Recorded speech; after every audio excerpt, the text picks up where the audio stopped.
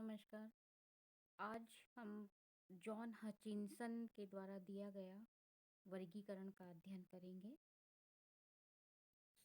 John Hutchinson, जो कि royal botanical garden Q England से संबंधित थे, इन्होंने पौधे के वर्गीकरण की पद्धति को the families of flowering plant में 2 वॉल्यूम में लिखी है पुस्तक और इसमें दी है। इन्होंने वर्गीकरण के बेसी के सिद्धांतों को आधार मानकर वर्गीकरण दिया है और इनका वर्गीकरण बेंथम हुकर और बेसे के वर्गीकरण पद्धतियों पर आधारित है। इन्होंने जो सिद्धांतों को आधार मानकर वर्गीकरण किया है, तो कुछ 24 सिद्धांतों को इन्होंने अपनाया है और विकास के सिद्धांतों को, जो कि इस तरह से हैं। तो विकास जो है वो दोनों तरफ, अपवर्ड और डाउनवर्ड, दोनों दिशाओं में होता है। जो डाउनवर्ड विकास है वो डिग्रेडेशन के कारण हुआ है। पौधे के सभी अंगों का विकास एक ही समय पर होना आवश्यक नहीं है, अर्थात कुछ अंग प्रगत होंगे, कुछ अंग स्टेशनरी होंगे और कुछ पश्चगामी भी हो सकते हैं। इस तरह से कि कुछ आरोही अब इस तरह कुछ 24 सिद्धांत दिए गए हैं इन्होंने, और इन सिद्धांतों को, जो कि इस तरह से लिस्ट में है 24 सिद्धांत, जैसे कुछ बता देती हूँ मैं कि जो बहुवर्षीय पौधे हैं, बहुवर्षीय द्विवार्षिक पौधे जिनको आदिम माना गया है, और वार्षिक पौधों का विकास द्विवार्षिक पौधों से हुआ है। जलीय पादप स्थलीय पौधों से अधिक विकसित हैं। फिर जैसे पत्तियों में देखें हम, तो पत्तियों तथा पुष्प दलों का जो स्पाइरल अरेंजमेंट है वो आदिम लक्षण है। संयुक्त पत्तियां सरल पत्तियों से विकसित हैं। फिर पुष्प में यदि हम देखें तो पुष्प की हाइपोगाइनस दशा आदिम लक्षण है और पेरिगाइनस और इपिगाइनस दशा का विकास इससे हुआ है। इस तरह से इस 24 लक्षणों को आधार मानकर और यह वर्गीकरण दिया गया है।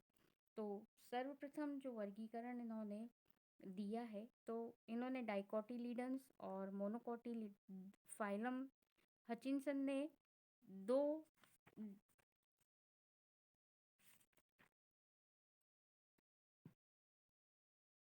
सब फाइलम दो फाइलम में वर्गीकरण किया है। सबसे पहले जिम्नोस्पर्म, उसके बाद एंजियोस्पर्म। तो इनके लक्षणों के आधार पर कि नेकेड ओव्यूल है और ये जो ओवरी से ढके हुए होते हैं, तो जो नेकेड ओव्यूल वाले पादप हैं, जो वैसल रहित हैं, उनको हमने जिम्नोस्पर्म में रखा है, और दूसरे जो ओवरी से ढके रहते हैं और जिनमें ट्रू वेसल्स पाई जाती हैं, उनको एंजियोस्पर्म में रखा है। फिर एंजियोस्पर्म को सब फाइलम दो सब फाइलम में डिवाइड किया है। डाइकोटिलीडन्स को पहले स्थान दिया गया है बीजपत्र के आधार पर। फिर एक बीजपत्र की उपस्थिति के आधार पर मोनोकोटिलीडन्स बनाया है सब फाइलम। इनके अंदर केवल एक बीजपत्र ही पाया जाएगा। वस्कुलर बंडल क्लोज्ड होंगे, बिखरे हुए होंगे। इस तरह से कुछ 3-4 लक्षणों को आधार मानकर और डाइकोटिलीडन्स और मोनोकोटिलीडन्स में विभाजित किया है। अब जो सब फाइलम है डाइकोटिलीडन्स, इसको फिर डिवीजन में दो डिवीजन में बांटा है, लिग्नोसी और हर्बेसी।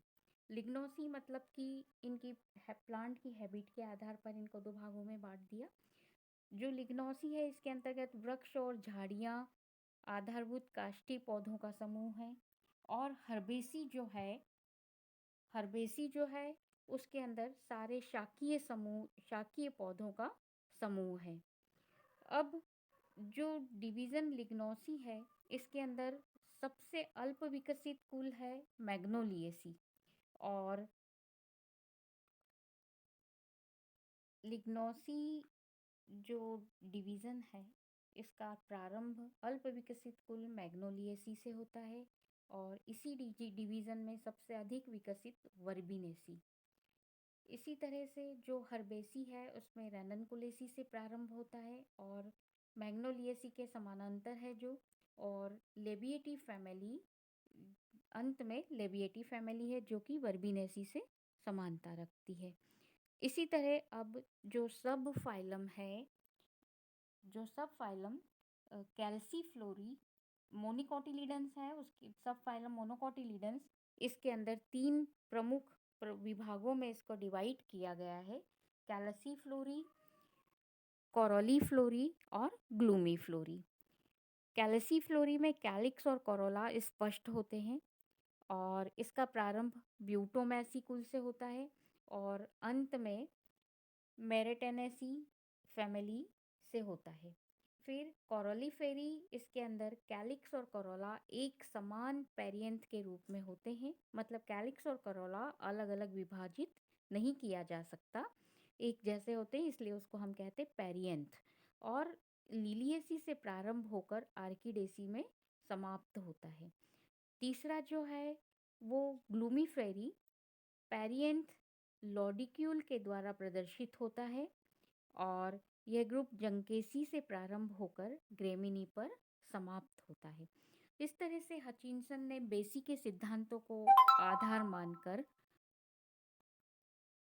वर्गीकरण दिया है। अब हचिंसन की पद्धति जो है, इसके भी गुण हैं और दोष हैं।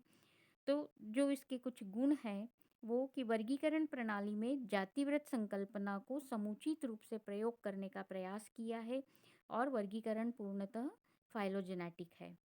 मोनोकॉट को डाइकॉट से प्रगत मानते हुए बाद में स्थान दिया गया है और उत्पत्ति की शुरुआत रेनल्स से मानी गई है और रेनल्स को ही उन्होंने पहले स्थान दिया है।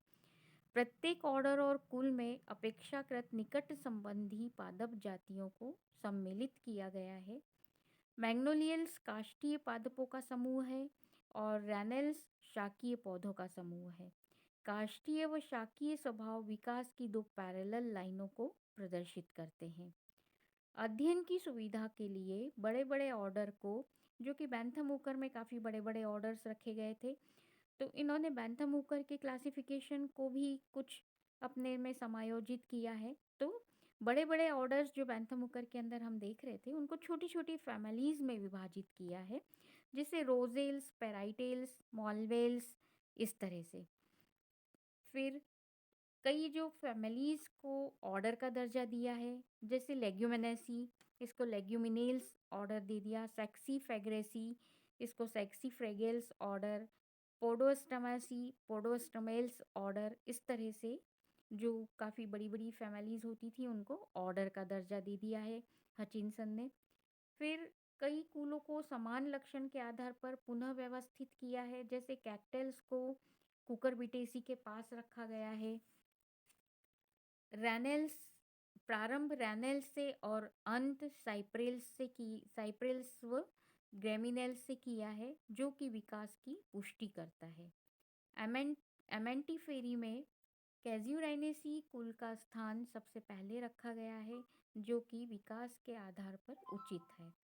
अब इसके भी कुछ दोष हैं, जैसे पादपों की पहचान की दृष्टि से वर्गीकरण प्रणाली, मतलब प्रैक्टिकल रूप से या नेचुरल प्रणाली नहीं कह सकते हैं हम इसको, मतलब नेचर से अप्लाई करने के लिए हमको काफ़ी दिक्कत होती है, उपयोगी नहीं है।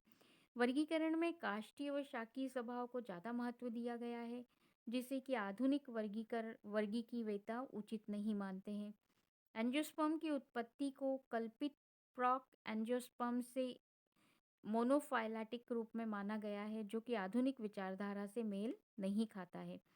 ऐसा माना गया है कि आर्टिकेल्स, अम्बेलेल्स, यूफोर्बियल्स की उत्पत्ति अलग अलग एंसेस्टर से हुई है। ऑर्डर्स और फैमिली की संख्या बहुत अधिक है, जिससे आपस में संबंधित कुल एक दूसरे से काफ़ी दूर हो गए हैं। जैसे कि इन्होंने यहाँ पर ऑर्डर्स दे रखे हैं, लगभग 111 ऑर्डर्स हैं और 411, 101 ऑर्डर्स हैं और 411 फैमिलीज़ बनाई हैं इन्होंने। तो काफ़ी ज़्यादा ऑर्डर्स हैं और काफ़ी ज़्यादा फैमिलीज़ हैं। जिससे कि आपस में संबंधित कुल थोड़ा-सा एक दूसरे से दूर हो गए हैं। तो इस तरह से ये हचिंसन का वर्गीकरण है। नमस्कार। धन्यवाद।